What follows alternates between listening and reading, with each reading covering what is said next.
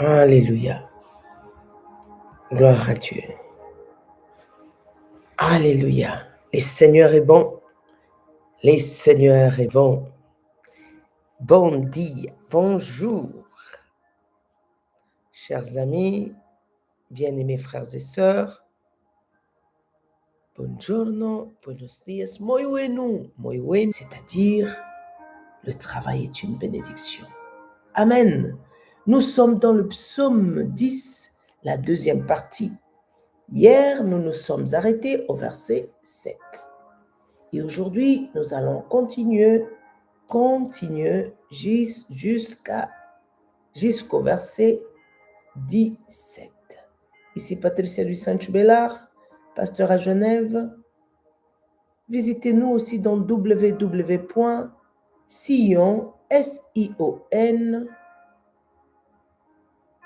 your, il y a un tiret au milieu, your Ibson. Ibson, c'est Y en français. Si je disais Ibson en portugais, parfois j'utilise des expressions en portugais comme je suis originaire de l'Angola, le pays que j'aime beaucoup. Que le Seigneur bénisse l'Angola, que le Seigneur bénisse toutes les nations, que le Seigneur bénisse aussi nos frères et sœurs qui sont au Portugal, qui sont en train de passer un moment difficile avec les inondations, avec les calamités. Notre prière ce matin va aussi pour le Portugal. Que le Seigneur bénisse le Brésil, le Japon, là où nous a écrit notre frère Hashimoto Milton, que le Seigneur te bénisse, ainsi que notre bien-aimée Isabelle, que le Seigneur te bénisse. Nous avions reçu vos prières, mais aussi nous avions reçu vos acclamations. Gloire à Dieu. Alléluia. Que toute la gloire revienne à notre Dieu. Alors je disais, vous pouvez nous visiter dans www.sion-your.tv. Vous avez là toutes nos actions. Depuis la construction de l'orphelinat El Shaddai à Kamama en Angola, mais aussi à chaque année, nous nous déplaçons pour donner un sourire à un enfant qui est dans une situation précaire, avec des matériels scolaires, avec aussi des aliments, des nourritures. Nous partageons aussi votre sourire. Nous l'amenons d'ici jusque là-bas. En Afrique, en Indonésie aussi, nous avons un programme de soutien aux enfants. Et cette fois-ci, l'année passée, nous étions en décembre à Ojayenda, où nous avions célébré aussi la fin d'année avec des enfants, des familles très précaires. Alors soutenons les orphelins, soutenons ceux qui sont dans la disette, mais aussi ramenez de retour ceux qui sont dans la drogue. Avec vos actions, avec nos petits moyens, c'est comme ça que nous pouvons ensemble partager la bonne nouvelle. Toi qui veux contribuer, tu as là sur le site toutes les coordonnées et sois béni. Ici aussi, sur la chaîne YouTube, nous demanderons à notre informaticienne de pouvoir aussi le faire. Alors, merci beaucoup pour votre générosité et merci d'être là. Merci pour la prière de ce matin. D'être là. Alléluia. Amen. Alors, le psaume 10 commence à « Pourquoi, ô Éternel, te tiens-tu éloigné ?» Vous voyez? Prions le Seigneur. Père, nous te bénissons ce matin. Merci pour mon frère, merci pour ma sœur qui est déjà là. Merci pour nos amis qui se connectent dans la méditation. Seigneur, que ta grâce et ta paix leur soient données. Que ta bénédiction jaillisse dans leur vie. Merci Seigneur, parce que tu es celui qui est le secours qui ne manque jamais dans la détresse.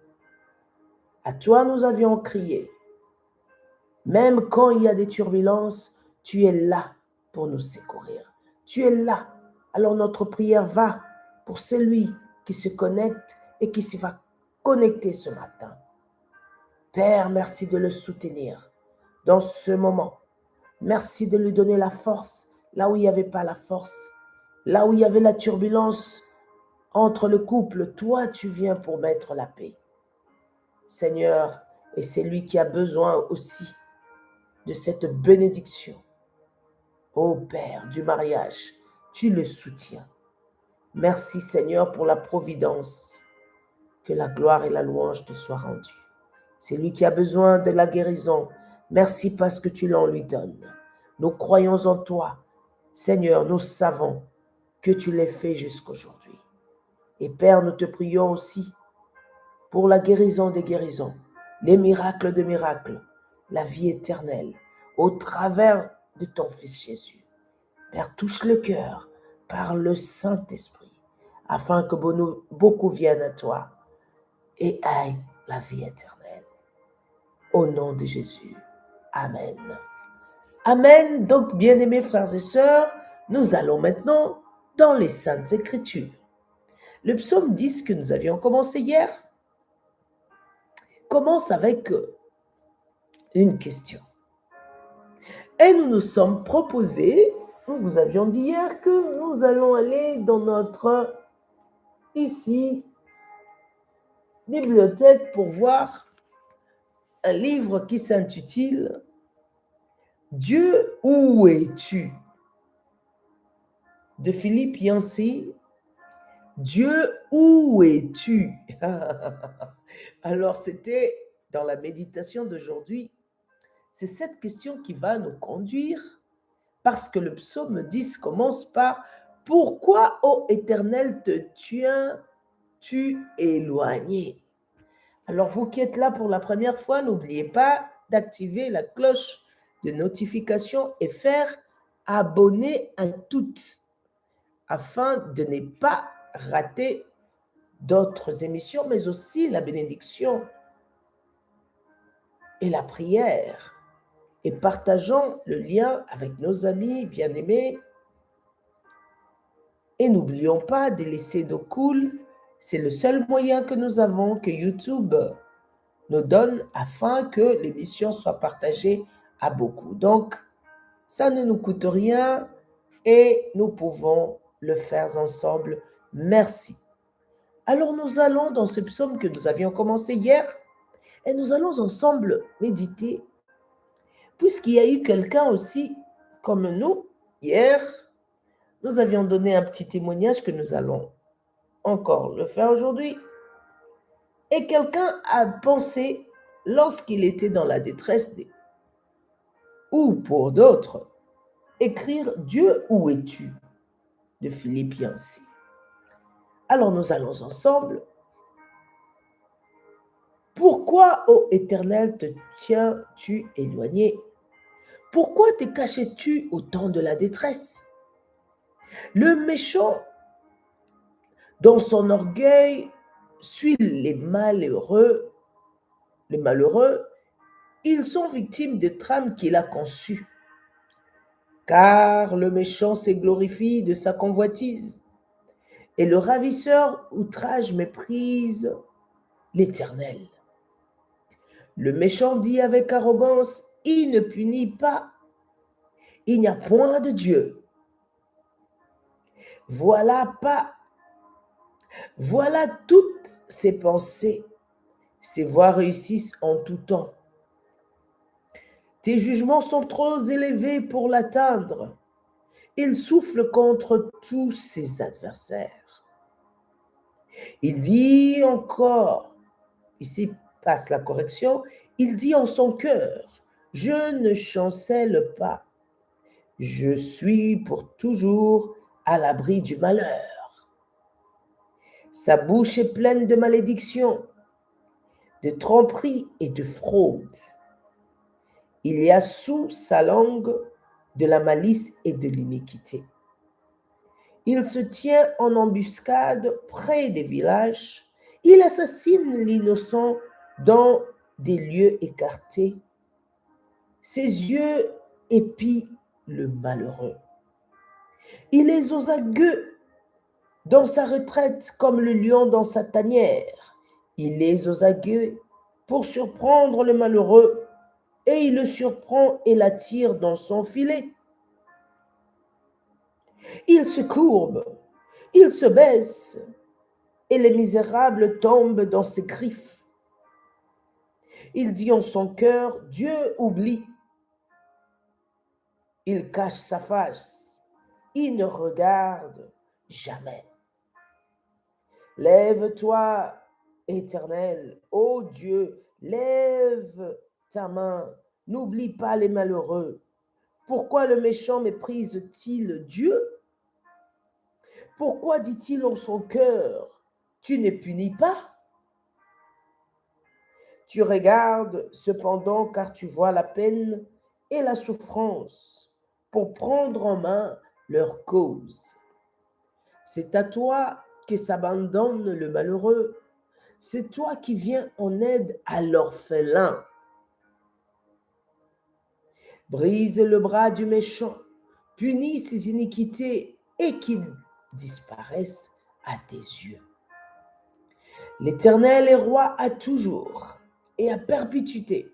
Les nations sont exterminées de son pays. Tu entends les vœux de ceux qui souffrent, ô Éternel. Tu as fermé leur cœur, tu prêtes l'oreille pour rendre justice à l'orphelin et à l'opprimé, afin que l'homme tiré de la terre cesse d'inspirer l'effroi. Alléluia, amen. Bien-aimés, nous voyons dans ce psaume attribué aussi au roi David, nous vous avions dit, la fois dernière, ici nous étions ensemble, la semaine dernière, et ensemble, immergeant, entrant dans les Saintes Écritures, et nous avions dit que le mot psaume veut dire cantique. Et nous avions dit qu'il y a des psautiers. Hier, nous avons parlé d'un psautier. Par exemple, nous avons là un psautier protestant aussi. Alléluia, le Alléluia. Ah, le Alléluia, c'est un psautier. C'est un livre qui a des chants. Alors, le mot psaume veut dire chant. Cependant, ces chants ont été faits dans plusieurs situations. Parfois pour louer Dieu, pour adorer le Seigneur, pour manifester sa victoire, les enfants d'Israël, et même après la victoire, ou même quand ils étaient après la reconstruction des temples, dans les années de jubilé aussi, les psaumes étaient utilisés. Vous avez des psaumes qui sont nommés cantiques de montée, et beaucoup d'autres. Mais il y a aussi des psaumes de victoire, des psaumes où nous lisons, nous disons, mais ça c'est un psaume de guerre, c'est un psaume que David déclare la victoire et tout ça.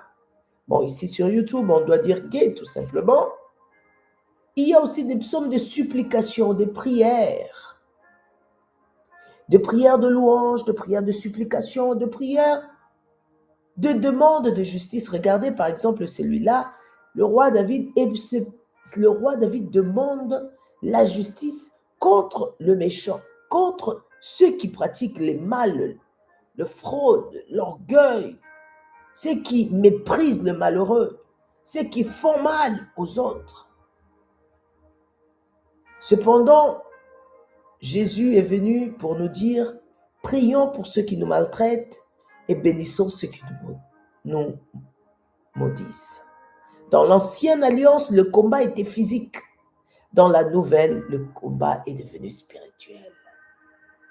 Donc, c'est lui qui te fait du mal, tu le bénis. En le bénissant, c'est Dieu lui-même qui se venge de lui.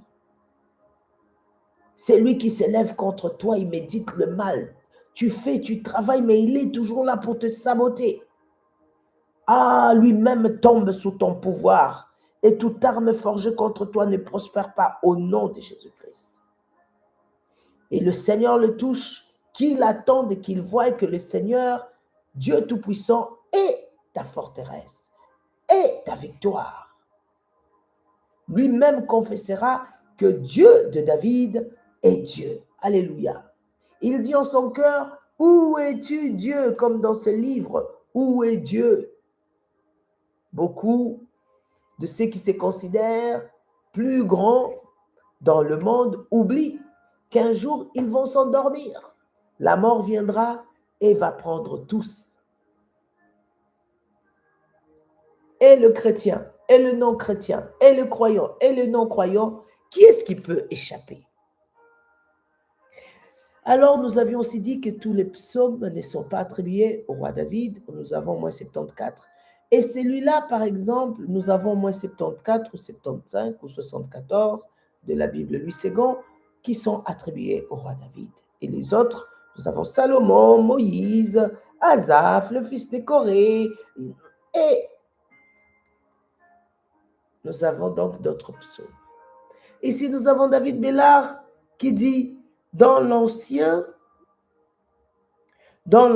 temps, Dieu nous dit ceci, invoque-moi. Dans l'Ancien Testament, il voulait écrire ici, passe la correction, c'est pas dans l'Ancien Dieu, dans l'Ancien Testament, notre frère a voulu nous écrire. Dans l'Ancien Testament, Dieu nous dit ceci, invoque-moi et je te répondrai. Et Jésus-Christ dit clairement que c'est lui qui me cherche avec sincérité et tout son cœur, de tout son cœur me trouvera.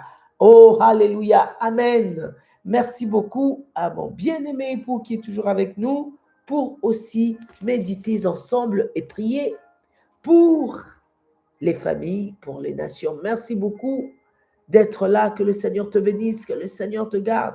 Et merci beaucoup pour ton intervention. Bien-aimés frères et sœurs, vous voyez, Dieu nous dit, invoque-moi, je te répondrai. Et Jésus dit clairement que si tu me cherches de ton cœur, de tout cœur, et dans Romains 19, il est écrit que si tu confesses que Jésus-Christ est Seigneur et Sauveur, et de ton cœur tu crois qu'il est ressuscité de mort, tu seras sauvé. Donc le salut, ça ne dépend que de toi. Parce que tout est accompli à la croix. Et bien aimé, en retournant dans ce psaume, pourquoi, ô Éternel, te tiens-tu éloigné quand la détresse est là, quand il y a la souffrance, quand les malédictions sont là? Il y a des personnes qui te maudissent. Hier, on donnait ici un petit témoignage que lorsque je grandissais, j'avais une tante grand-mère qui chaque fois disait, toi, tu vas mourir tôt. Elle dit même, toi, tu vas mourir de sida. Toi, tu vas pas réussir. Toi, tu vas avoir des enfants bâtards. Cependant, Dieu écoute les orphelins. J'étais déjà orpheline à l'époque. Cependant, Dieu est le Père des orphelins. Comme nous avions lu ici, il vient à leur secours. Le Seigneur est le véritable Père. Le Seigneur n'a pas laissé ces malédictions-là de cette dame arriver dans ma vie. Le Seigneur a transformé la malédiction en bénédiction. Aujourd'hui, nous sommes bénis. Le Seigneur a permis que nous puissions faire par grâce des études, être bénis aussi dans le milieu séculier, ce que cette personne n'avait jamais imaginé. Et ce sont ses propres enfants qui souffrent. Et nous prions aujourd'hui que ces enfants aient aussi la bénédiction. Vous voyez, bien aimé, que si tu te confies, tu invoques le Seigneur, comme disait tout à l'heure notre ancien David, si tu invoques le Seigneur dans la détresse, il est là. Ne dis pas, Seigneur, pourquoi tiens-tu loin? Dieu, où es-tu? Comme dit ici Philippiens 6. Dieu, où es-tu? Dieu, où es-tu?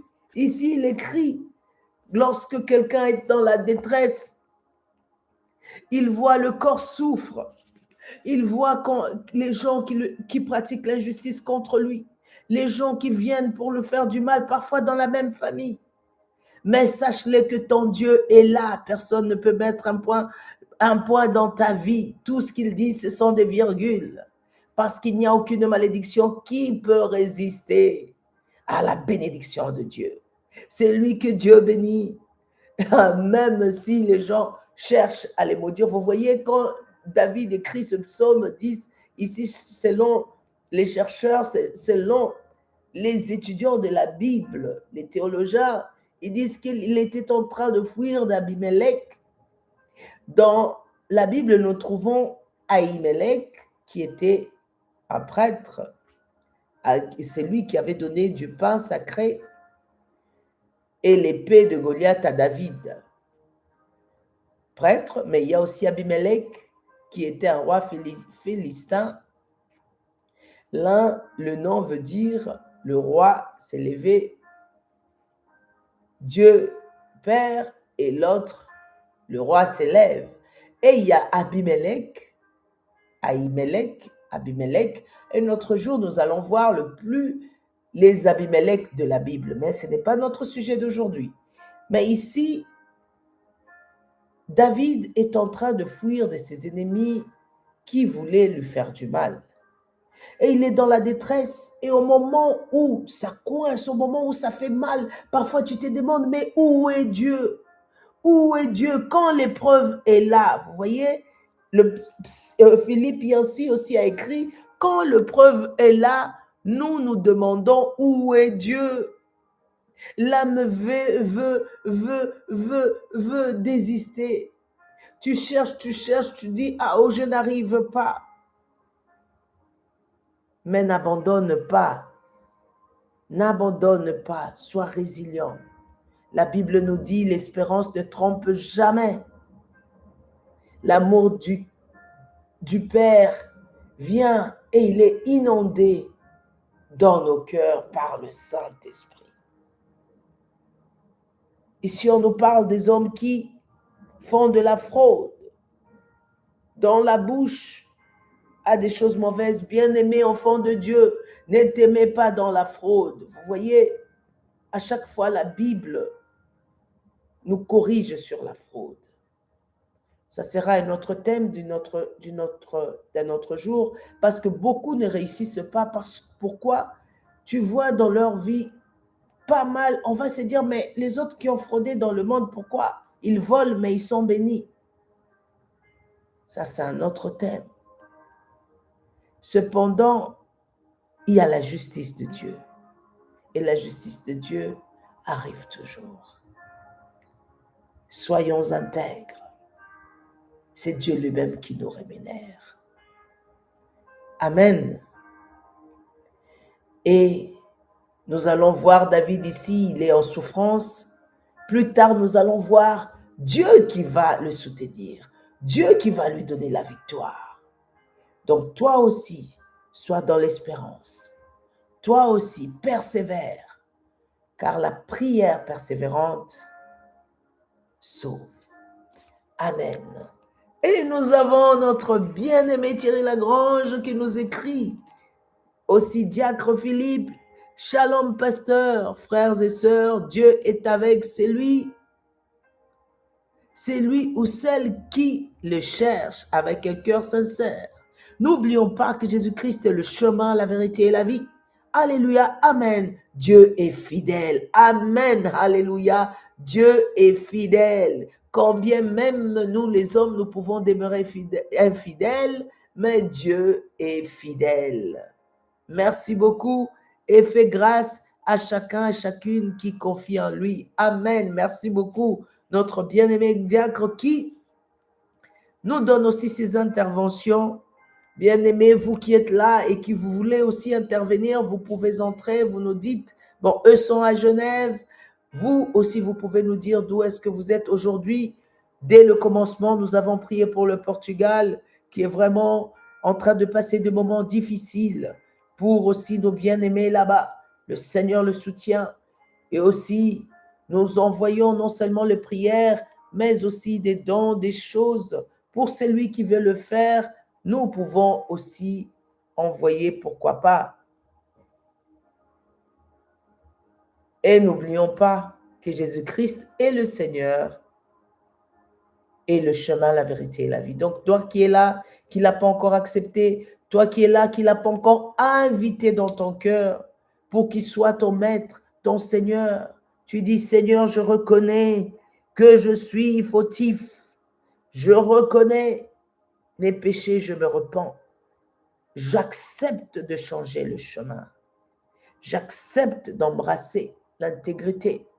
J'accepte que tu es le Seigneur et je crois que tu es ressuscité des morts. Amen. Lorsque tu l'as fait, tu ouvres la porte pour que lui-même entre dans ta vie. Amen.